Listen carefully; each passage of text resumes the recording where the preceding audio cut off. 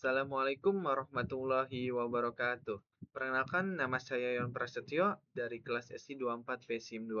Nah, pada kesempatan ini saya akan mempresentasikan proyek UAS mata kuliah data mining yang berjudul Analisis Pola Asosiasi pada Dataset Respon Pelanggan Kafe terhadap Promo Digital menggunakan algoritma a priori dan FP Growth. Nah, tujuan utama dari proyek ini adalah menemukan pola keterkaitan antar karakteristik pelanggan, jenis promosi, media promosi, dan respon pelanggan menggunakan teknik association rule mining. Nah, hasil pola tersebut diharapkan dapat menjadi dasar pengambilan keputusan bagi pihak kafe dalam menyusun strategi promosi digital yang lebih efektif dan tepat sasaran. Dalam proyek ini saya menggunakan metodologi CRISP PDM yang terdiri dari 6 tahapan yaitu business understanding, data preparation, modeling, evaluation, dan deployment. Selanjutnya, business understanding. Oke, tahap pertama adalah business understanding. Saat ini persaingan bisnis kafe semakin ketat. Hampir semua kafe memanfaatkan promosi digital seperti diskon, promogram buy one get one, cashback, maupun promosi melalui media sosial, aplikasi mobile, website, dan email. Namun tidak semua promosi memberikan hasil yang sama. Beberapa promosi berhasil meningkatkan transaksi sementara promosi lainnya kurang efektif. Permasalahan ini yang menjadi latar belakang penelitian ini yaitu bagaimana menumbuhkan pola promosi yang paling efektif berdasarkan data histori pelanggan.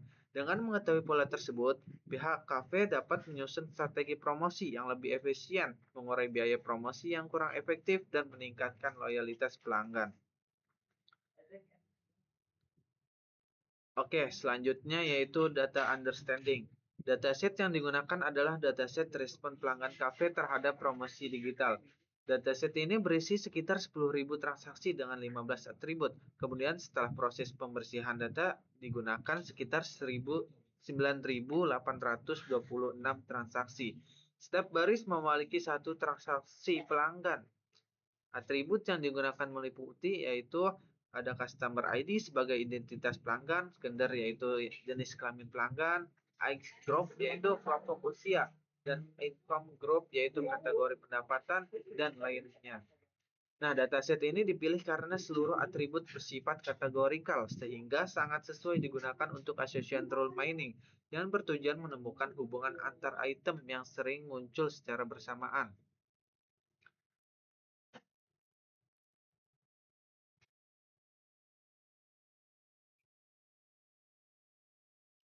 Oke, selanjutnya tahap berikutnya yaitu adalah data preparation. Nah, pada tahap ini dilakukan pembersihan data dengan memeriksa missing value, data duplikat, serta memastikan tipe data sudah sesuai. Setelah data bersih, seluruh atribut kategorikal digabungkan menjadi satu transaksi baru melalui kolom association items. Sebagai contoh, satu transaksi dapat berisi female dewasa, pendapatan sedang, diskon, mobile komplit. Nah, format transaksi seperti ini merupakan format yang dibutuhkan oleh algoritma association rule mining. Kemudian, transaksi tersebut diubah menjadi bentuk matrix binary menggunakan transaction encoder, sehingga setiap item dipresentasikan dalam bentuk nilai true atau false. Selanjutnya masuk ke tahap modeling.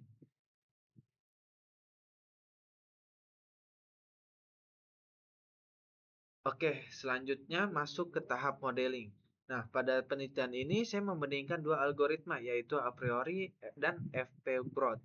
Nah, algoritma a priori bekerja dengan mencari kombinasi item yang sering muncul berdasarkan proses pembentukan kandidat.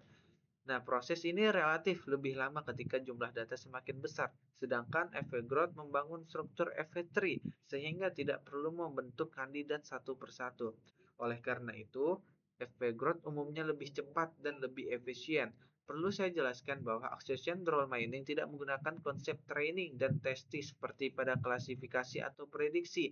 Kedua algoritma langsung bekerja pada seluruh data transaksi untuk menemukan frequent item set dan membentukkan aturan asosiasi.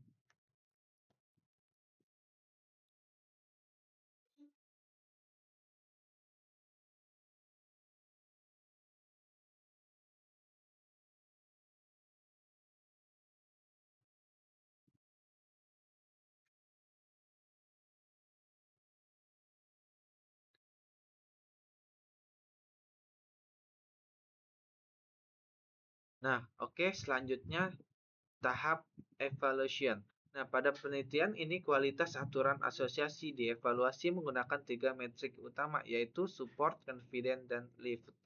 Support menunjukkan seberapa sering suatu kombinasi item muncul pada seluruh transaksi. Semakin tinggi nilai support, berarti kombinasi tersebut semakin sering terjadi. Selanjutnya adalah confident, yaitu tingkat kepercayaan bahwa jika suatu item, maka item lainnya juga cenderung muncul.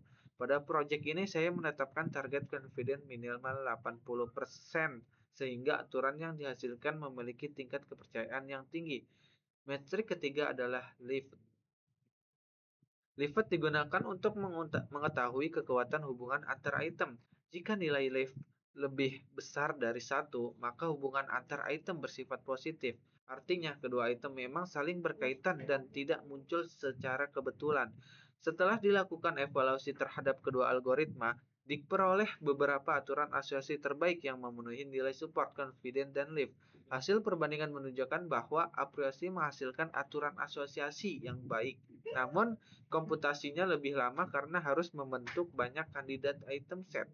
Nah, untuk F-growth menghasilkan aturan yang secara setara tetapi dengan proses komputasi yang lebih cepat karena menggunakan struktur FP3. Dengan demikian, untuk dataset yang berukuran lebih besar, FP-growth lebih efisien dibandingkan a priori, sedangkan kualitas aturan yang dihasilkan tetap dapat dibandingkan menggunakan metrik support, confidence, dan lift. Aturan-aturan terbaik inilah yang kemudian digunakan sebagai dasar penyusunan rekomendasi bisnis.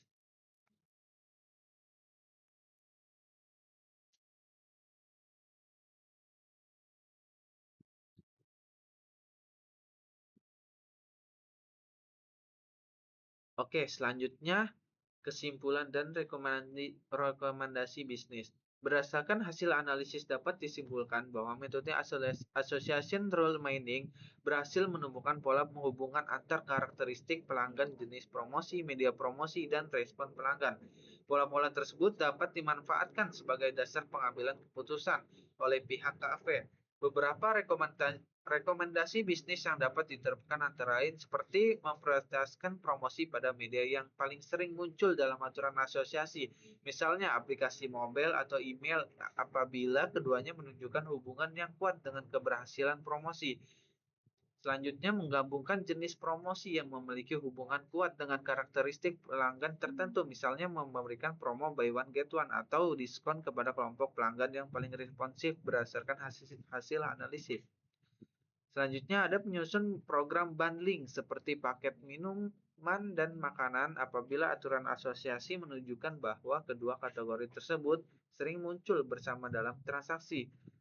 Selanjutnya ada menggunakan hasil pola asosiasi sebagai dasar segmentasi pelanggan sehingga promosi menjadi lebih personal dan efisien. Melalui rekomendasi tersebut, kafe dapat meningkatkan efektivitas promosi sekaligus mengoptimalkan biaya pemasaran. Selanjutnya, sebagai penutup, dapat disimpulkan bahwa algoritma a priori dan FP-growth sama-sama mampu menemukan pola asosiasi pada dataset respon pelanggan. Namun, dari sisi efisien komputasi, FP-growth lebih unggul, sedangkan kualitas aturan tetap dievaluasi menggunakan nilai support, confidence, dan lift. Oke, cukup sekian dari presentasi yang dapat saya sampaikan. Terima kasih. Wassalamualaikum warahmatullahi wabarakatuh.